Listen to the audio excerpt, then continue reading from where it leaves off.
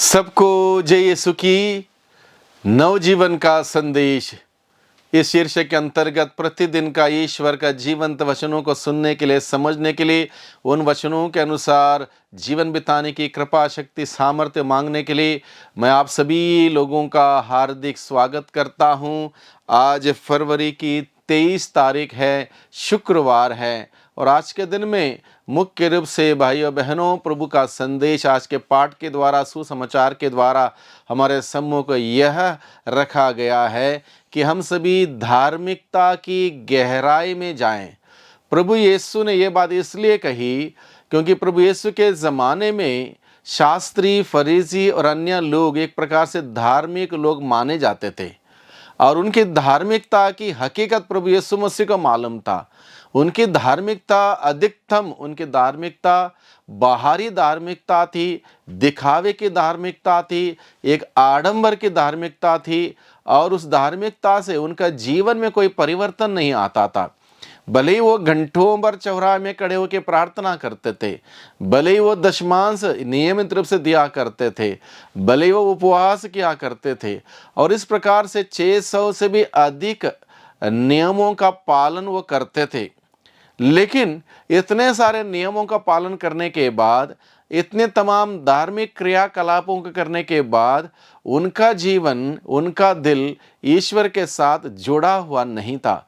इसलिए इस सिलसिले में प्रभु यीशु क्या कहता है, अगर हम सभी की धार्मिकता शास्त्री और फरीसियों की धार्मिकता से गहरी नहीं हुई तो कोई भी स्वर्ग राज्य नहीं पहुंच सकता। प्रभु इस बात का चेतावनी हम सबों को इसलिए देता है कि कहीं हम भी उस भूल कर ना बैठे जैसे शास्त्री फरीसी सोचा करते थे उनसे धार्मिक व्यक्ति कोई नहीं है। नियमित रूप से सारे धर्म क्रिया का पालन करने वाले, धर्म क्रिया को करने वाले लोग कोई नहीं है। एक प्रकार की एक समझ उनके अंदर थी, लेकिन जो कि हकीकत में नहीं थी, हकीकत में कोई धार्मिकता नहीं थी। इसलिए हम भी इस शास्त्रीय फरीसियों की धार्मिकता से प्रभावित ना हो। इसलिए प्रभु ने कहा, यदि तुम्हारी धार्मिकता शास्त्रीय फरीसियों की धार्मिकता से गहरी नहीं हुई तो तुम स्वर्ग राज्य में प्रवेश नहीं कर सकते। प्रभु सीधे सीधे बहुत एक महत्वपूर्ण बात हमारे सम्मुख रखता है। अगर हमारी धार्मिकता दिखावे की होगी, आडंबर की होगी, नकली होगी, हकीकत में नहीं होगी, केवल एक प्रकार का ढोंग होगा तो स्वर्ग राज्य में हम प्रवेश नहीं कर पाएंगे।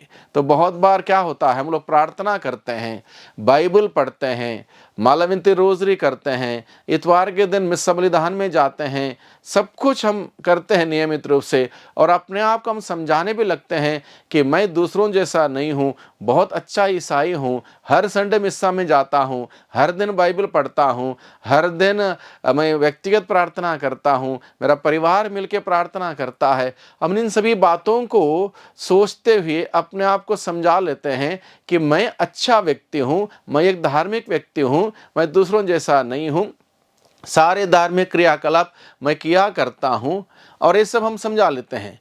और ये सब करने के बाद अगर मेरा रिश्ता दूसरों के साथ नहीं जुड़ा हुआ है, मैं आसपास के मेरे लोगों के साथ बातचीत नहीं कर रहा हूँ, मेरा रिश्ता 2 या 3 लोगों से कटा हुआ है, उनको मैं ना देख पाता हूँ, ना उनके साथ बैठ पाता हूँ, ना उनसे बातचीत कर पाता हूँ, यानी कि ऐसे परिवेश में प्रभु कहता है तो हमारी ये प्रार्थना, मिस्सा में जाना, ये बाइबल पढ़ना, रोजरी करना, ये केवल एक आडंबर बन के रह जाएगा। ये हकीकत में हमें, हमारा दिल को, मन को परिवर्तित करने वाला धार्मिकता नहीं है। इसलिए प्रभु ने कहा तुम्हारी धार्मिकता गहराई में जाने की आवश्यकता है। गहराई में जाएगी, वो हकीकत में हमारी धार्मिकता झलकने लगेगी, दिखाई देने लगेगी। अगर मैं हमारी धार्मिकता गहराई में जाएंगे, उसके बाद हम मिस्सा में जाएंगे, प्रार्थना करेंगे, बाइबल पढ़ेंगे, तो हम दूसरों के साथ हमारे कनेक्टिविटी बढ़ेगी। दूसरों के साथ जहाँ कनेक्टिविटी नहीं है, कनेक्टिविटी होगी। जहाँ माफ़ी देना, माफ़ी दे पाएंगे, जहाँ माफ़ी लेना, माफ़ी ले पाएंगे और एक मधुर संबंध एक दूसरे के साथ जुड़ जाएगा तो हमारा संबंध ईश्वर के साथ भी जुड़ जाएगा। इसलिए प्रभु हमें कहता है हमारी धार्मिकता गहराई में जाने की ज़रूरत है। हमारी धार्मिकता कैसी गहरी होनी चाहिए? प्रभु यीशु की धार्मिकता के बाद इस हकीकत की, ईमानदारी की, सच्चाई की, जिसमें कोई ढोंग ना हो, कोई आचरण, बाहरी आचरण ना हो, कोई दिखावा ना हो, कोई आडंबर ना हो, बल्कि हकीकत की धार्मिकता। ऐसी धार्मिकता के लिए प्रभु हमें आज के दिन में बताता है। आगे प्रभु का वचन हमें बताता है, पहले के ज़माने में हत्या करना एक बहुत बड़ा गुनाह था, आज भी उसको मानते हैं। लेकिन प्रभु धार्मिकता की गहराई की बात कहते हुए क्या कहता है, देखो ज़रूरत नहीं कि आपने किसी का गर्दन काट दी, किसी का मर्डर कर दिया, वो हत्या हुई। प्रभु यहाँ तक कहता है, किसी को हम लोगों ने अपशब्द कहा, किसी को नीचे गिराया, किसी को मनोबल नीचे गिराया, किसी का नाम खराब कर दिया, किसी के पीठ पीछे कहानियां बनाई, बातें फैलाई और इस प्रकार से किसी को हमने चोट पहुंचाया, दर्द पहुंचाया, तब भी हम हत्यारे के बराबर हैं। यानी कि इस प्रकार से भी हमें बचने के लिए हमें प्रभु हमें बुलाता और कहता है धार्मिकता की गहराई में हम जाएं।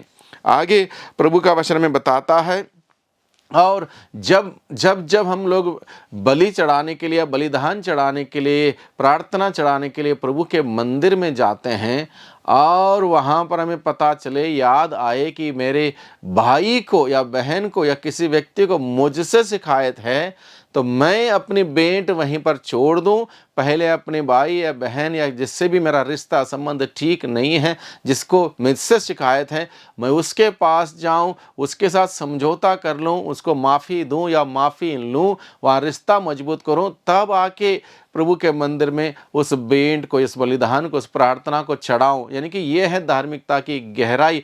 अन्यथा कई बार हम लोग क्या करते हैं, बहुत सारे लोगों से गुस्सा भी हैं, क्रोधित भी हैं, जलन की भावना भी है, बदले की भावना भी है, और इन सबको लेकर हम लोग मंदिर में जाते हैं, बलिदान भी चढ़ाते हैं, मिस्सा भी चढ़ाते हैं, प्रार्थना भी करते हैं, वापस आते हैं जैसे थे वैसे के वैसे हम रह जाते हैं, कोई परिवर्तन कहीं से हमारे जीवन में नहीं आता। ऐसी धार्मिकता, ऐसी प्रार्थना, ऐसा बलिदान प्रभु यीशु मसीह नहीं चाहता है। यही बात स्पष्ट शब्दों में आज के दिन में प्रभु हम सबों के सम्मुख रखता है। आगे प्रभु का वचन आज के पहले पाठ में ये बात बताता है, अगर मान लो ये प्रभु ईश्वर यह कहता है, यदि पापी अपना पुराना पापमय जीवन त्याग कर मेरी सब आज्ञाओं का पालन करता और धार्मिकता तथा न्याय के पथ पर चलने लगता है, तो वह अवश्य जीवित रहेगा, मरेगा नहीं। उसके सब पापों को भुला दिया जाएगा और वह अपनी धार्मिकता के कारण जीवित रहेगा। ये पापी व्यक्ति के लिए कहा गया। मान लो एक धार्मिक व्यक्ति अपने धार्मिकता के मार्ग को छोड़कर पाप के मार्ग में जाता है, पाप करने लगता है, बुराई करने लगता है, नियम को तोड़ने लगता है, ईश्वर का आज्ञा का उल्लंघन करने लगता है, मनमाना आचरण करने लगता है, तो ऐसे में उस धर्मी के लिए क्या कहा गया है, यदि भला मनुष्य अपनी धार्मिकता त्याग कर दुष्ट की तरह घृणित पाप करने लगता है, तो वो जीवित रहेगा?